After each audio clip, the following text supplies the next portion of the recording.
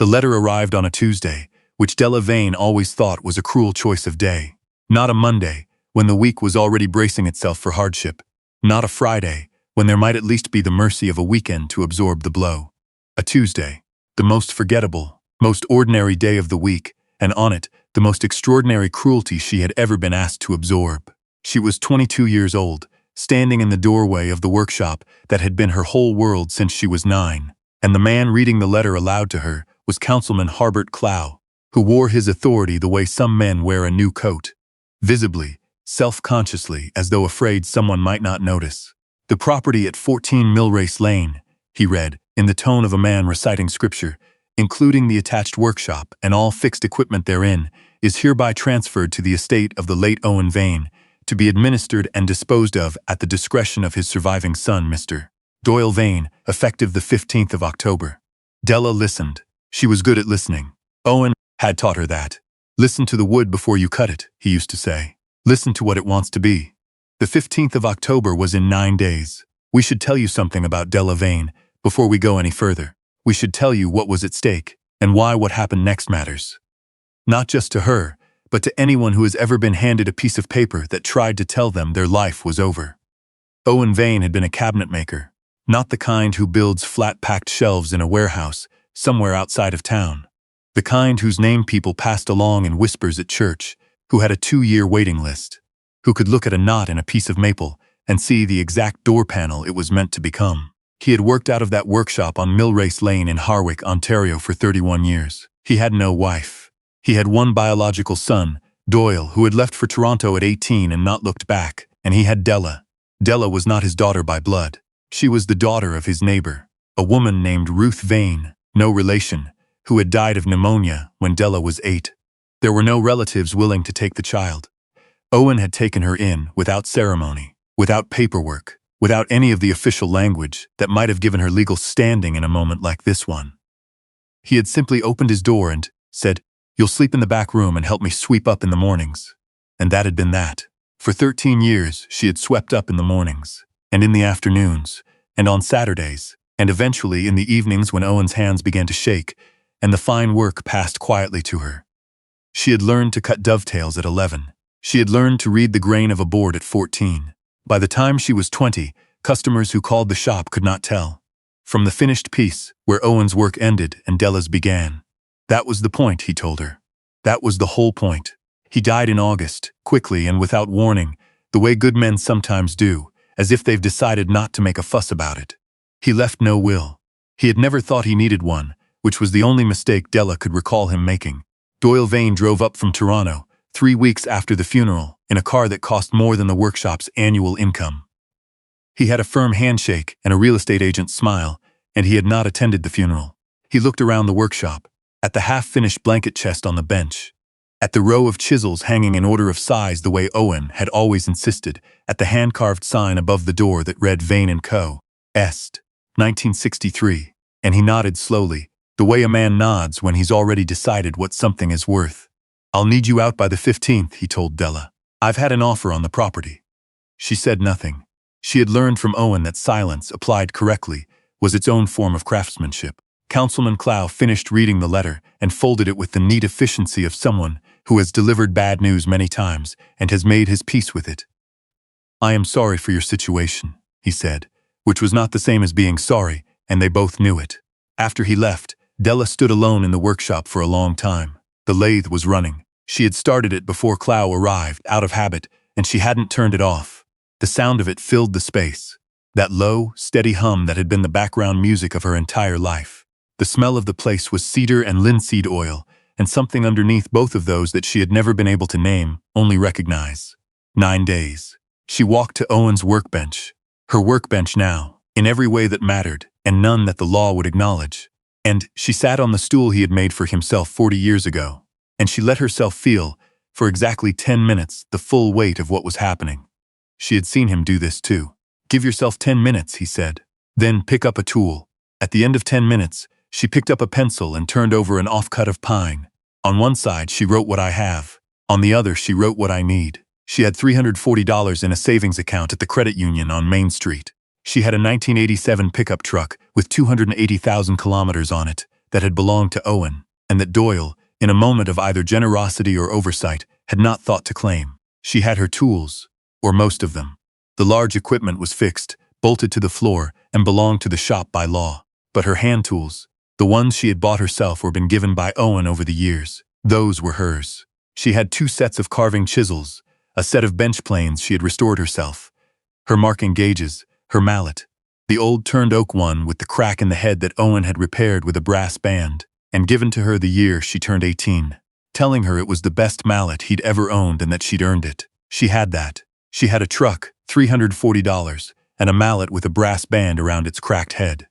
On the other side of the pine offcut, she wrote what I need. Then she sat for a moment, chewing the pencil, and wrote 2 words, somewhere to work. You might think, reading this, that she would go to town, that she would call social services, or a lawyer, or that a community would rally around her the way communities do in the stories we like to tell about ourselves. And some of that happened eventually. But not yet. First, there were the weeks that were the hardest, and we don't want to skip over them, because they are the part that made everything else possible. She spent 3 of her 9 days driving the back roads outside of Harwick, which is what you do when you have a truck and a problem, and no clear answer. The land around Harwick is Canadian shield country. Granite outcroppings and second-growth poplar, and long flat lakes that go pewter-colored in October. It is not dramatic country. It does not offer itself up the way mountains do. It asks you to look carefully. On the 2nd day of driving, she found what she was looking for, though she didn't know that's what it was until she had already passed it and turned around. It was a sugar shack. It sat at the end of a 2-track lane off the 7th line, barely visible through a stand of old maples. It was small, maybe 20 feet by 16, built of squared timber in the way they used to build things up here, each log notched and fitted without the kind of waste that modern construction takes for granted. The roof was tin, orange with rust but intact. The door was padlocked. A hand-lettered sign on a fence post at the lane's entrance said Parcel Property, no trespassing, and below that in smaller letters, Inquire Gabe Parcel, Harwick Feed and Supply. Della sat in her truck for a few minutes, looking at it. Then she drove to Harwick Feed and Supply. Gabe Parcel was a man of about 70, built like a fence post himself, with the kind of face that has spent most of its life outdoors and stopped apologizing for it decades ago. He was unloading bags of sunflower seed from a pallet when she walked in, and he did not stop working while she talked, which she took as a good sign. Men who stop what they're doing to hear you out are often performatively listening. Men who keep working while you speak are usually actually listening. She told him what she needed. A space to work, covered and dry, with power if possible. She told him she was a cabinet maker. She told him about Owen, not everything but enough. She told him she had $340 and could offer labor in exchange for what the money wouldn't cover. Gabe Parcel set down a bag of sunflower seed and looked at her for the first time directly. That shack hasn't been used since my father died, he said. Roof's good, but the floor's dirt and the wiring's from 1974, and I won't promise it won't burn your truck down. I'd like to see it, Della said. He drove her out there that afternoon in his own truck, which was older than hers, and in worse shape, which she found reassuring. The inside of the sugar shack smelled of old smoke and dried sap and mice, and the light that came through the 2 small windows was the particular gray of an Ontario October that makes everything look both honest and a little bit hopeless. But the walls were sound. The roof, when she pressed on the underside of the tin with the flat of her hand, had no give. The floor was packed earth, but packed hard enough to set a workbench on without shimming. There was a single overhead light on a pull chain and 2 outlets on the west wall. The breaker, Gabe showed her, was in a box mounted outside. He flipped it and the light came on. I'll take it, Della said. He rented it to her for $80 a month. She paid him the first 2 months in cash from her $340, shook his hand, and drove back to Millrace Lane to begin moving her tools. On the morning of the 15th of October, Doyle Vane arrived at 8 a.m. with a locksmith and a woman from the real estate agencies who was holding a clipboard. Della had been there since 5. She had taken everything that belonged to her, every chisel, every plane, every hand tool, every jar of finish, every scrap of sandpaper, and every grit. She had taken Owen's stool. She had taken the small framed photograph from above the door. Not the sign, which was fixed, but the photograph that had hung beside it, Owen as a young man standing in front of the shop with his father. She had left the place cleaner than she'd found it. She left a note on the bench that said the lathe belt needs replacing. She did not say anything unkind, because Owen had not raised her to be unkind, But she also did not say anything that was not true. She drove away without looking in the rearview mirror.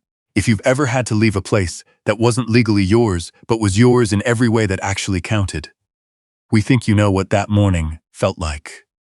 The first weeks in the sugar shack were the weeks that nobody talks about because they were not dramatic. They were just hard. The dirt floor was cold, and the cold came up through her boots and to her knees after an hour of standing. She laid down sheets of plywood she found behind the shack, screwed together and leveled as best she could. The 1974 wiring was exactly as unreliable as Gabe Parcell had warned, and she could not run the shop vac and the lamp at the same time without tripping the breaker. She had $180 left. She needed to work, and to work she needed a commission. She had no phone number on record. She had no shop. She had no listing anywhere online. Owen had refused to have a website, on principle, and she had always thought that was charming, and now she thought it was the single most inconvenient thing about him. What she had was a reputation among Owen's former customers, who were scattered across a 3-county area, and who remembered, if they thought about it, that the work in the last few years of Owen's shop had been exceptionally good. Some of them knew why. Most of them didn't. She made 20 phone calls from the cab of her truck on a Sunday afternoon, working from Owen's customer book, which she had taken with her, because it had her handwriting in it as well as his, and she believed, without any legal basis, that made it half hers. She did not ask for charity. She did not explain her full situation. She said she was working independently now, that she had her own space, and that she was available to take commissions. 12 of the 20 did not call back. 5 said they would keep her in mind. 3 said yes.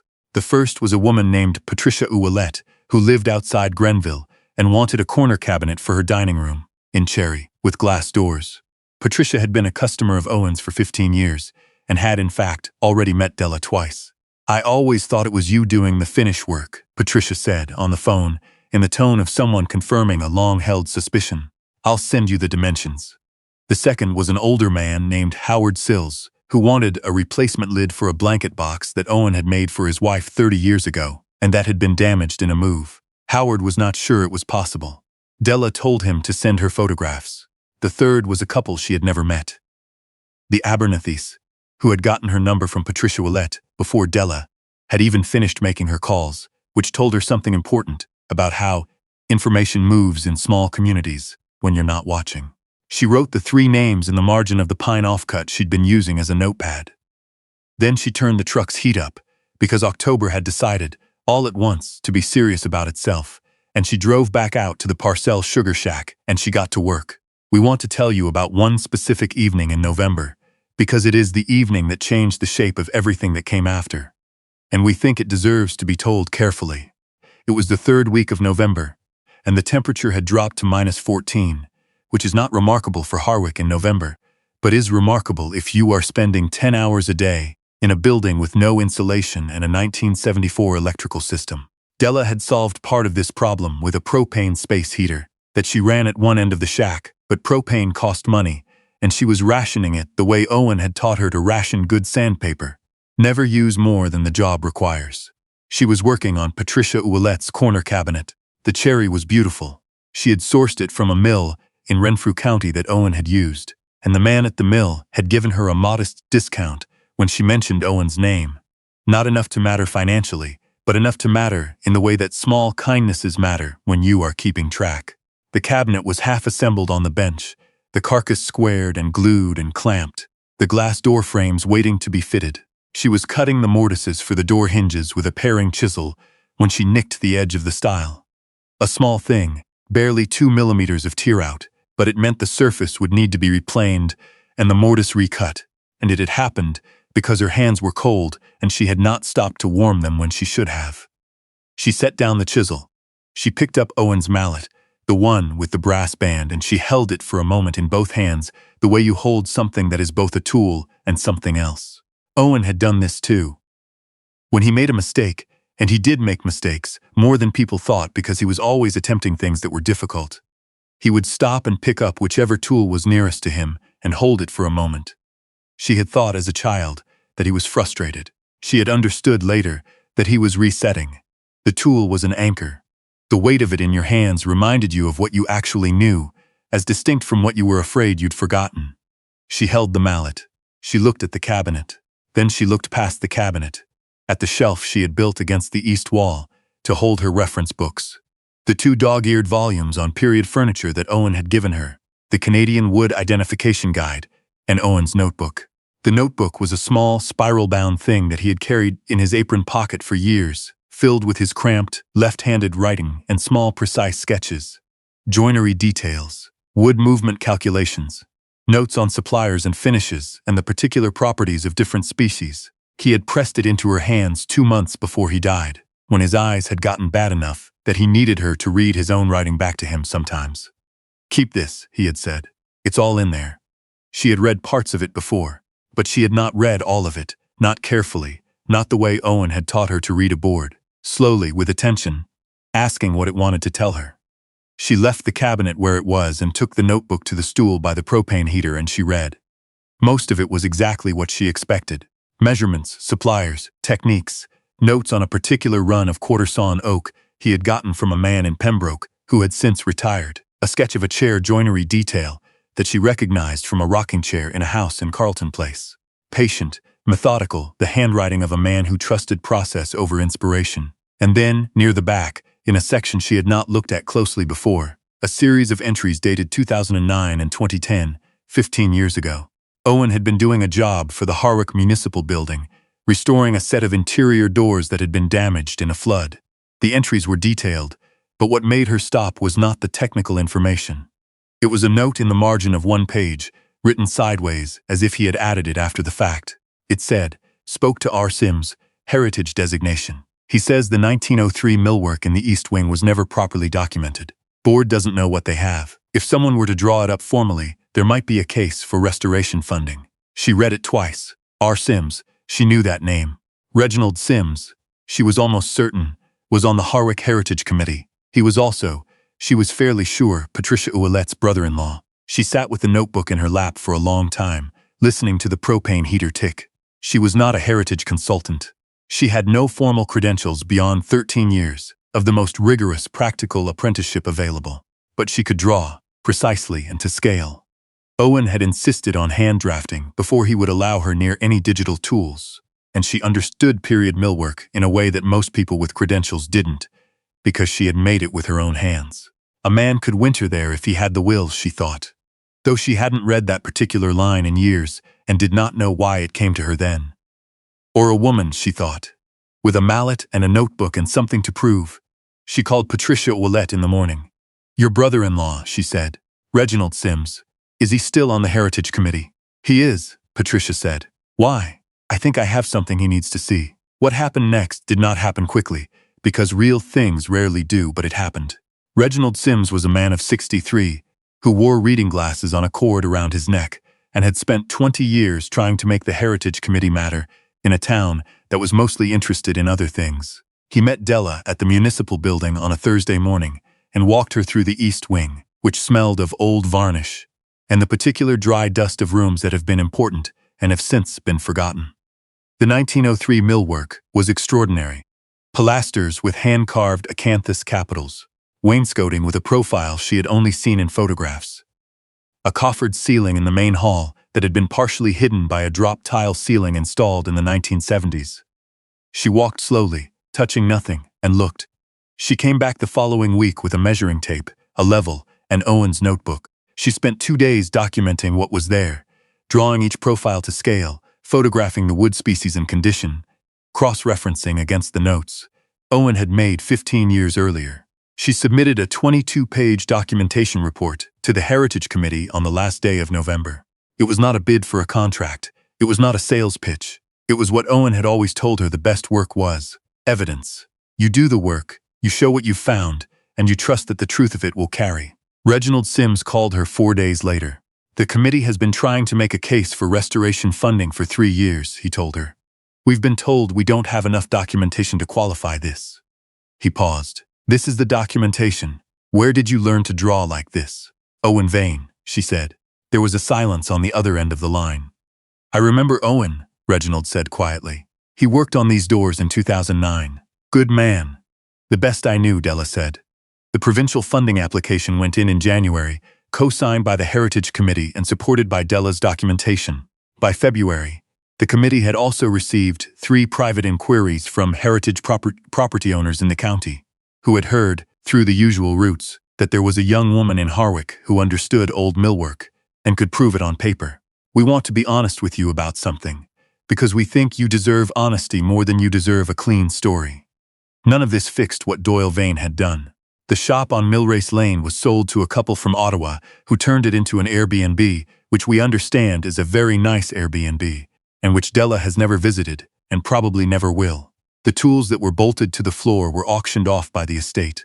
The lathe, the one Owen had run for 27 years, was bought by a man in Sudbury. These things happened and they cannot be unhappened. What can be said is this. By the following October, Della had 3 employees. One of them was a young man named Theo Bancroft, who had been a finished carpenter at a production shop in Pembroke, and who had heard about the sugar shack through the mill in Renfrew County, and had driven out one Saturday just to see if what he'd heard was true. She had hired him on a Thursday in March after watching him cut a through tenon with a hand saw for 20 minutes without saying a word. The second was a woman named Iris Gould, no relation to anyone in Harwick, who had a diploma in heritage conservation from Algonquin College and who had contacted Della after seeing the documentation report which Reginald Sims had, with Della's permission, shared with the Provincial Heritage Office. The third was Gabe Parcells' granddaughter, a 16-year-old named Sorsay, who showed up after school on Tuesdays and Thursdays and was, in Della's private assessment, more talented than Della had been at the same age, which was the highest thing she could think to say about anyone. The sugar shack was too small by then. Gabe Parcell, who had watched all of this happen from the vantage point of a man who has lived long enough to recognize the real thing when he sees it, offered her the use of the larger equipment shed at the back of his property at a rent so reasonable it was almost an argument. The heritage restoration contract for the Harwick Municipal Building was awarded in June. The value of it was $87,000, which Della did not think about in terms of what it meant against Doyle Vane's sale price for the Millrace Lane property. She thought about it in terms of what it meant she could do next. She did not move back into town.